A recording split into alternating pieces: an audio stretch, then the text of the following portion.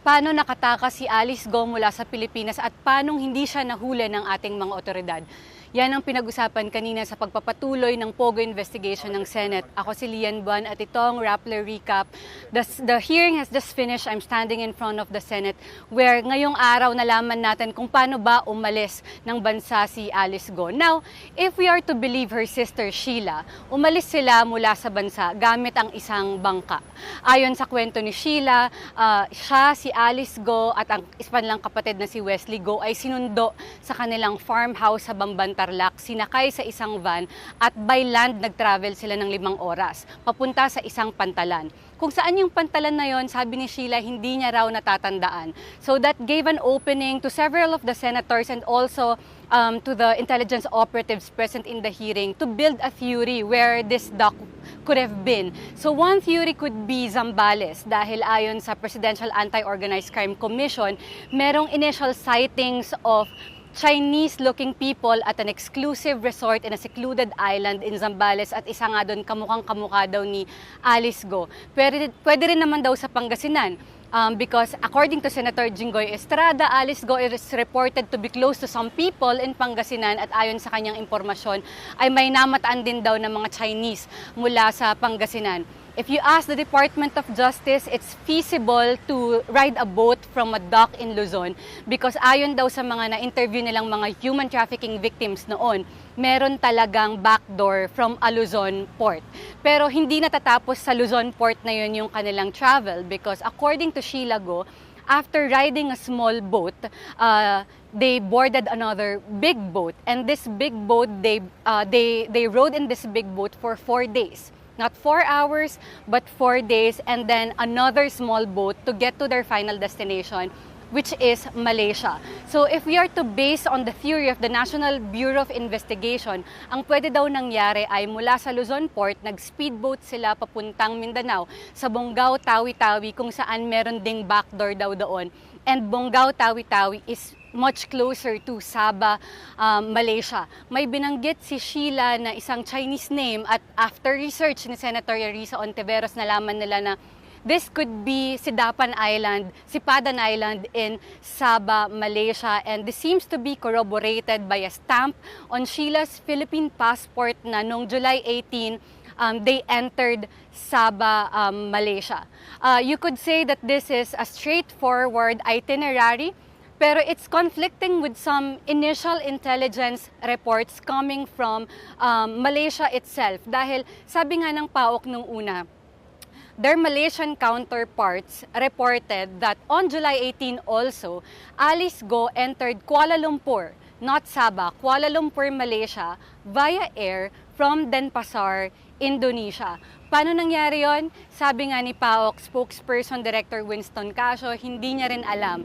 Pero habang naghihiring daw ay tinawagan niya ulit ang kanyang mga counterparts sa Malaysia. And Malaysia stands by their initial report that Alice Guo entered Kuala Lumpur via air from Denpasar, Indonesia on July 18. The same day that Sheila says, or their passport says, they entered Sabah by boat.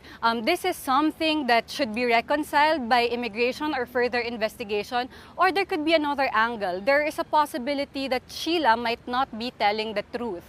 Dahil sa pagtatanong kanina ng mga senador kung bakit hindi binantayan yung farmhouse sa Bamban, Tarlac kung saan sila sinundo, sabi ng PNP Intelligence Group, hindi sila naniniwala na sa farmhouse talaga galing ang magkakapatid na Guo nung umalis sila ng bansa noong July.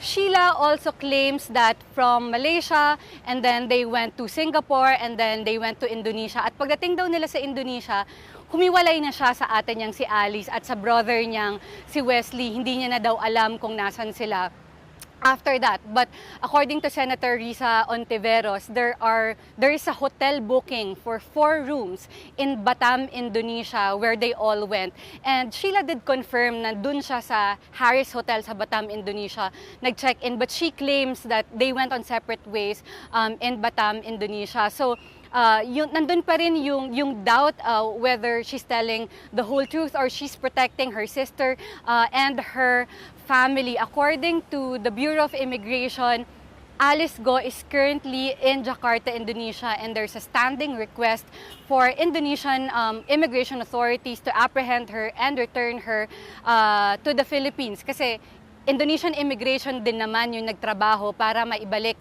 sa Pilipinas si Sheila Guo and si Cassandra Ong. Cassie Ong would have been a much more interesting profile or figure to be interrogated today, but she is in detention at the House of Representatives, and the congressmen wanted to take a first crack at Cassie's testimony kasi hindi nila pinahiram sa Senado ngayong araw si Cassandra Ong. Even though she was invited by the Senate committee, she could be facing the House of Representatives Quadcom tomorrow at the House of Representatives. And why do I say that Cassie is a more interesting figure? Sheila Guo is not at all is not an incorporator nor any officer of any Pogo, nor the real estate firms that leased its compounds to Pogo. Sheila is an incorporator of the Guo family business, particularly sa embroidery. And in the 5-hour hearing today, she repeatedly claimed that wala siyang kinalaman sa lahat ng business o operasyon ng kanyang kapatid, wala siyang alam sa Pogo, wala siyang alam na kahit ano. So basically, besides the fact that they did flee the Philippines by boat, she didn't offer any material or substantial testimony today. Cassie Ong, on the other hand, is very closely related to Pogo operations. She appears on many documents that we have seen as having transacted with PAGCOR on behalf of the Pogo in Porac, which is Lucky South 99. Cassie Ong is also the one who hired former presidential spokesperson Harry Roque to be a lawyer for the Whirlwind real estate firm. Yun yung nag-lease ng compound sa Porac Pogo. And apparently today, Sheila disclosed that Cassie Ong is the girlfriend of their brother Wesley Guo, at magkakasama nga daw silang umalis ng bansa at magkakasama silang pumunta ng Indonesia, and that's why Cassie and Sheila were arrested together kasi they were trying to go to Singapore together. So that sort of ties up really Alice Guo to the Porac Pogo kasi initially, Alice Guo was just tied to the Bamban Pogo. Now that Cassie Ong enters the picture, there's some connection there between the Bamban Pogo and the Porac Pogo. And Cassie Ong her name has been mentioned repeatedly towards all throughout these months of hearings, and she appears to be the one in the know about Pogo operations, and she's the one who knows Harry Roque's involvement with Pogo. Si Cassie Ong din yung nagpatira sa dating tauhan ni Harry Roque na si Arda Lacerna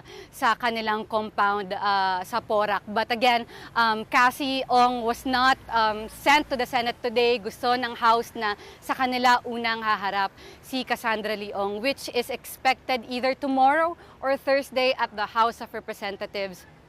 And that's the latest update from the Pogo inquiry. Again, Alice Guo is currently in Jakarta, Indonesia, being monitored. Her Philippine passport remains active. The DOJ, Justice Undersecretary Nicholas T. told me earlier na communicate na nila sa DFA na hindi muna nila ipapakancel ang Philippine passport ni Alice Guo because they believe that it's counterproductive to cancel her passport for now hanggat hindi pa nila nakukuha. Sabi nila darating din sila sa puntong yon pero hindi pa ngayon at nag-agree na daw sila ng Department of Foreign Affairs. That's the latest update from the Pogo investigation. I am Lian Buan. Thank you for watching Rappler Recap.